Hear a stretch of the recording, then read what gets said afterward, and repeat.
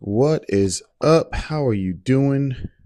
Welcome to another episode of Timber Talk Time. I'm your host, Jonathan Timber. Um, I'm feeling, I feel like this overwhelming peace. Um, so I've been on this I'm just, I'm putting out new music. I'm putting out a bunch of music, and when you're doing your thing and you're sharing it with the world, it could feel you could feel naked, right? And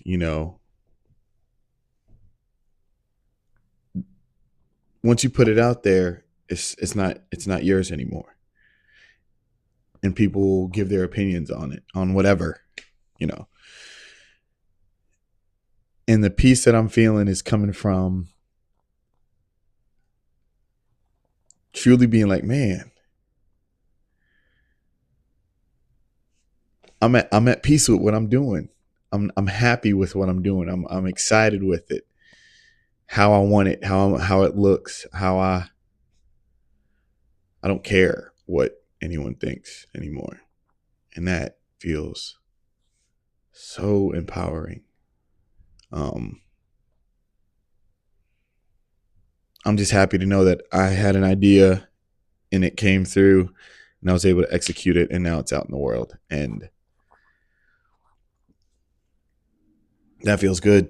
Feels good. Not gonna lie, feels real good. Um, everyone's entitled to their opinions, and that's cool. But I know exactly what I'm trying to do now. So it's like, oh, you good. I don't know how else to say it. It just feels really great. So my new song, Moonlander, is out and it's streaming. It's an instrumental. It's just an idea I had and I've wanted to share for a while, but I just never got around to feeling confident enough to do it. So I had a come to Jesus moment, if you will, last week. And I was like, you know what? Create. And I can thank this podcast for that.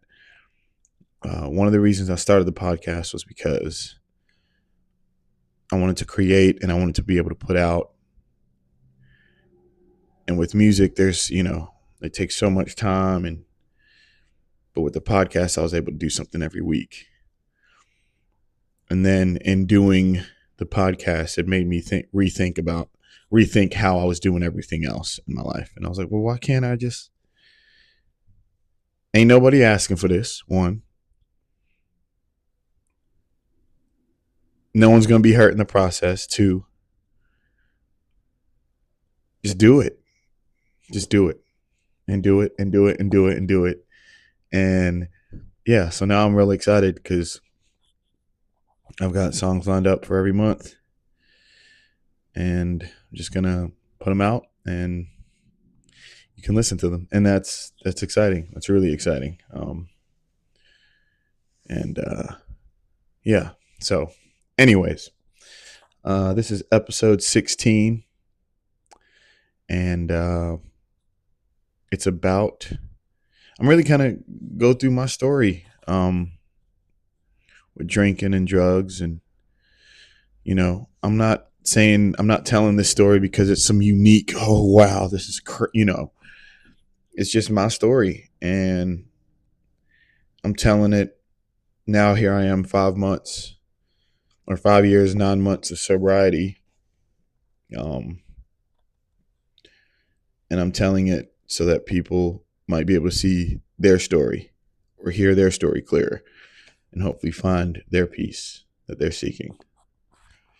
I'm not sure of the exact saying, but the magic that you're seeking is in the work you're avoiding. And I feel like that about the sobriety. And now I'm feeling that, you know, feeling reignited in my music with that same process. Um, so yeah, I mean, I'm not gonna get too deep into it, but I'm gonna, just lay it all out. I started drinking and doing drugs at a young age. And as I'm getting older, I'm realizing I didn't. My dad was in my life. My mother was in my life. My family was always there. Um, but if I'm honest, I didn't have daddy issues. I didn't have mommy issues. I had brother issues, and for whatever reason, I have an older brother from my dad's first marriage that kind of alienated himself from our family. And I understand now, being older and hearing sides of the story, things are what they are, you know. But I didn't understand that as an 11-year-old. So I was always seeking a big brother. I was always seeking someone to take me under their wing. And I found that. And in that was drinking and partying and all that other stuff, right? Like I said, I was, you know, I'm not telling the story to oh, woe is me. And no, it was like, I was just it was a slow spiral, right? It started in my teens. And then it got to the point where following into becoming a musician, me thinking that I had to do or had to be a certain way, the rock star lifestyle. Like I thought I had to do that in order to be, I thought that was like a part of it, like an initiation of sorts. And the thing about music and being, playing music is still to this day, I feel like some people don't respect it as a job, and with the language and the culture around drinking,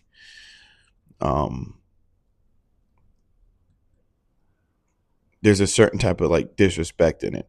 I feel like getting paid in alcohol, getting tabs, stuff like that. I'm like, I don't know many other jobs that you would get paid in alcohol, or, you know what I'm saying? And so for me, coming up, even being young, I was underage and it was just everywhere,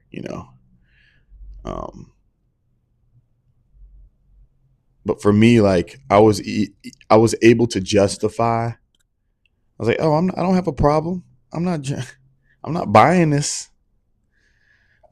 I'm not paying for it. So I was able to justify and tell myself I didn't have a drinking problem. And that was from like the age of 20. Like I was putting them down. I got really good at drinking, and it's easy to justify when you're not paying for it. And then it wasn't just drinking, then it became other things. After the party or after the show, someone comes up to you and gives you five, daps you up and has something in their hand, and you're like, oh, what's this? Okay. And then that kept happening, and then you're going to the after party, and the party, they're doing this, that, and you're like, oh, sure, I'll try that.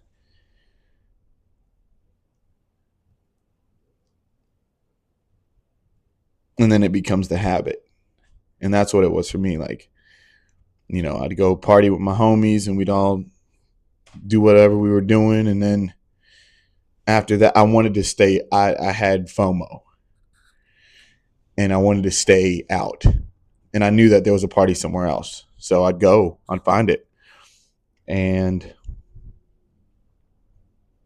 it's amazing to me how readily available anything is now. Like, you're naive to think that it's right around the corner from you. You know what I'm saying? It's there. It's you ain't got to search far to find whatever you're looking for. And I was able to just tell myself, "Oh, I'm good. I don't have a problem. I'm not buying coke. I'm not buying MDMA. I'm not, you know." And then I got to a point where I was buying, but even in buying, they'd give me more just because they knew the party. I knew I was a part of the party. And if I knew where it was, and then I could direct people to them, you know. Um, there was a stretch where I was like,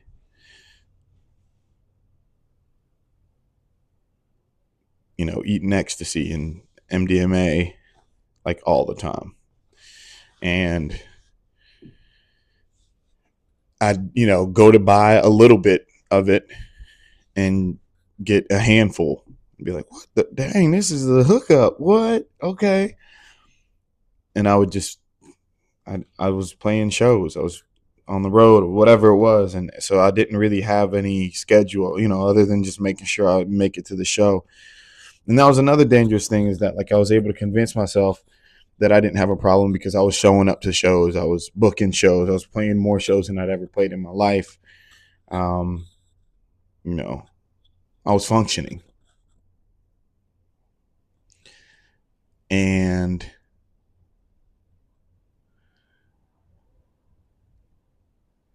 yeah, it just then became a blur because I was just doing it all the time. That was it.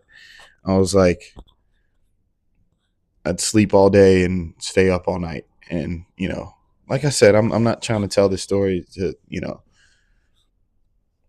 this is a story that many people have. But I feel like if I would have kept going at the rate that I was going, I wouldn't have, I wouldn't be where I'm at today at all. Um, and, so that's why I keep saying, like, I'm telling this story because hopefully it'll save somebody. I was lying to myself, I was lying to my family. There'd be family functions and I wouldn't want to go to them because I was too hungover or still messed up from the night before. Or I just wanted to sit around and, eat Molly or whatever. like, um, and for me, it was one of those things where, because of the justification in it, I didn't see an end in sight. Because I was like, oh, I could do this forever. I remember vividly, like, telling friends of mine or younger people, like, I'm a party until I die. Like, I'm a party forever. You know what I'm saying? Like, and,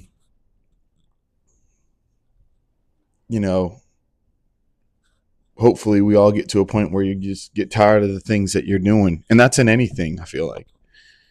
Just kind of get tired of it. And to do it and, go to different cities and experience. And it's like, it's the same thing everywhere. You're in LA, you're in New York. It's just a different level of it. I think of nights in New York and running around and, what was worth, what was it for? Nothing really came out of it.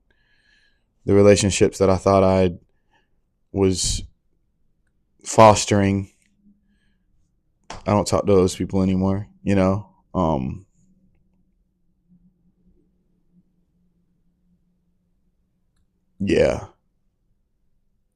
So, like I said, I started young,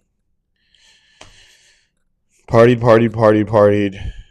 And then I kind of just got into this lull where I was still kicking butt and performing all the time and having successes, but, I was hiding it.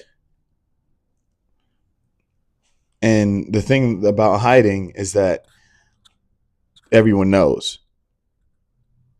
something's up. You're not really hiding anything. And I don't know if it was apparent to anyone else. No one stopped me. No one tried to stop me. And maybe it was because I was hiding it so well. Um, I remember after I got sober, getting like upset because people would see me out with like I mean, I still play shows, so I'd be out at a bar and I'd have no duels. And I'd pour it in a glass and drink that. And people would then, after me announcing my sobriety, people would come up to me like, "Dude, I thought you quit." And I'm like, where were you when I was in the worst of it? You know? But that's not for them to save me. It was for me to save me. The only person that called me out, honestly, on it, and I don't think they know how much of an impact they had in my life. Um, but it was 2019, and I was, playing shows around town, doing a little traveling here and there with it, doing production, just all sorts of stuff, just kind of staying busy with music, keeping the lights on with it, which was the blessing, to be able to be self-sustained as a musician, getting work, keeping work, and I was still doing all my partying and everything. And I was working with a guy here in town, my dear friend Jamie Northington, and I was helping him with this studio that we had in town called On the One. And, he took me under his wing and gave me a space to grow as a musician. So I had this place to go to and grow. And in that time, the great Charlie Hunter came into town. And if you don't know who Charlie Hunter is, go ahead and do some research because he's a beast. I'm so grateful for him.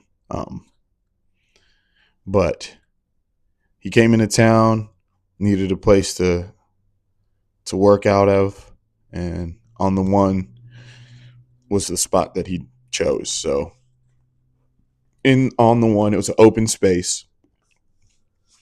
I had a little desk in there, and I'd go in there and work on production and stuff. And he had a section, and he'd come in there all the time and practice and practice and practice and practice and practice. And I'm sitting here thinking I knew everything that I knew. And I was like, I'm not putting enough work. Like, this guy's in here. He's a legend. And he's still coming in here and practicing and practicing and practicing and practicing to get better. And I was like, man, I need to be on that. And we'd have shows at On the One. And he had Charlie Hunter had a show up there with it was a duo with Jeff Clapp, and it was him. Charlie Hunter plays awesome guitar. You just gotta look him up because then you'll understand. But it was him and Jeff Clapp. They were playing, and we had a big event. Everyone came out to it. And I was drinking still. It was April. No, this was March 25th, 2019. And I'm sitting on the floor and watching Charlie Hunter play music brought me back to how I felt when I was a kid and when I heard music for the first time. And like the level of wonderment and amazement that I had in watching him just like reignited this fire in me and made me want to be a better musician, right? So I'm watching Charlie Hunter crush it. I think there's like video footage of me like literally on the floor, Indian style, just like giddy, listening and watching him. And after the show, everyone's leaving. And I had walked up to Charlie and I was like, man, that was a great show. It was amazing. And I had a can of a tall boy in my hand. And Charlie was like, thanks, and he kind of grabbed me by my scruff and was like, man, I've seen this story before. And I was like, what? Is he talking to what? He's like, I've seen this story before, man. And he kind of just grabbed me and he goes, drink the music, man. Drink the music. And I looked at my beer that I had in my hand and I was like, oh, like the lights came on. You know what I mean? I heard the choir. And I, in that moment, came to the realization that, like, I don't need this. I don't need this. I don't need the Coke. I don't need any of it. It's the music. That was the reason the whole time, right? And in that moment, I was like, that's it. I decided April 1st. And of course, I thought April 1st because I didn't think I was actually going to go through with it. I thought I was going to like drink for a couple days and then be like, or not drink for a couple days. And then, it would die out and I'd be back on it. But I decided April 1st that I was going to quit drinking. And that was it. And it's been 5 years and 9 months. And it was the most impactful 3 words that have been said to me in my life. Drink the music. And so, to anyone that's going through their battles, I've said it in the podcast before, but for me, it's been a reallocation of energy. The same energy that I had, which was barely any energy because I was always drinking and coming down off of something or being up off of something. The same energy that I could put into getting to the bar at this time, making sure I was at this party and at that, and staying out later. The energy that I was like, nah, I should go to sleep, but I gotta stay out. The same energy that you put into that or into anything could be placed into something that's going to better your life. And I hope that this hits you and lets you understand that, like, it's just all about where are you putting your energy.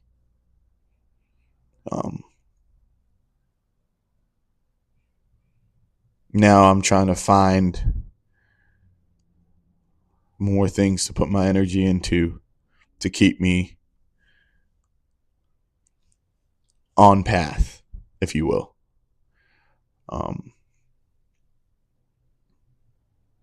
If I had my way, I'd just play music all day, every day. But there's other hobbies, there's other accomplishments I want to have in life, and other things I want to do. So it's like finding those things, and for me, it's my relationship, my beautiful wife, my family. Like diving into that and reallocating my energy into being the best me that I could possibly be for them, for her, and then for everyone else. When I put out Drink the Music, which is my most recent EP, it was realizing that I needed to pour into myself and do that honestly and let the cup runneth over. And then everyone else gets to enjoy the work that I've done on trying to be a better me for myself, which then in turn makes me a better me for everyone else. No one is going to you the way you. Feels like something my dad would have told me. And it's something that kind of came through to me throughout my journey. Like, no one's going to do me the way I do me. No one's going to be me the way I am. So now I'm able to do it honestly without, any guilt. The guilt that came from drinking all the time and drugging and, wondering if I got cocaine in my nose when I'm hanging out with my family. Like, wondering if I smelled like Snoop Dogg all the time. Not that they're, and to each their own. You know what I'm saying? For me, I just didn't want to be like that anymore. That's another thing. You get tired of it. The change comes when you're truly tired of what you're going through and you don't want to be in that anymore. And you're going to do whatever it takes to change that. No one else can want it for you. No one can say, hey, no one can ultimatum you or nothing. You just have to get to a point with yourself where I'm tired of living this. I'm tired of, for me, I felt like I was living a lie. I felt like I was living a double life. And now I don't feel like that anymore. It's the best feeling ever. So yeah, I hope everyone finds the peace that they're seeking. It's such a beautiful feeling. It really is, to work hard on yourself and to see yourself pull through it, and then to see your light shine, and to feel and to know other people are changing their ways because of what you've done. It's a great feeling. And now, more than anything, I just want to shine so bright and help others find that light in themselves. Because it's so beautiful. It really is, to see what you could truly become and then to be it. Ooh. So yeah, that's a Timber Talk time. Brief little story of what I went through. I could go in depth about it, but I felt like the spark notes were important.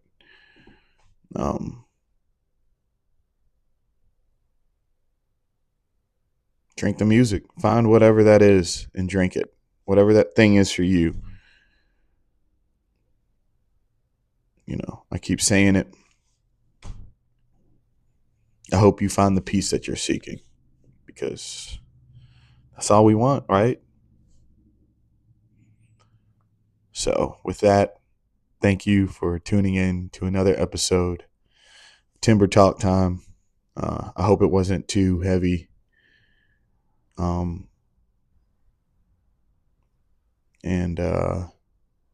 Yeah, like I said, I hope you find the peace that you're seeking.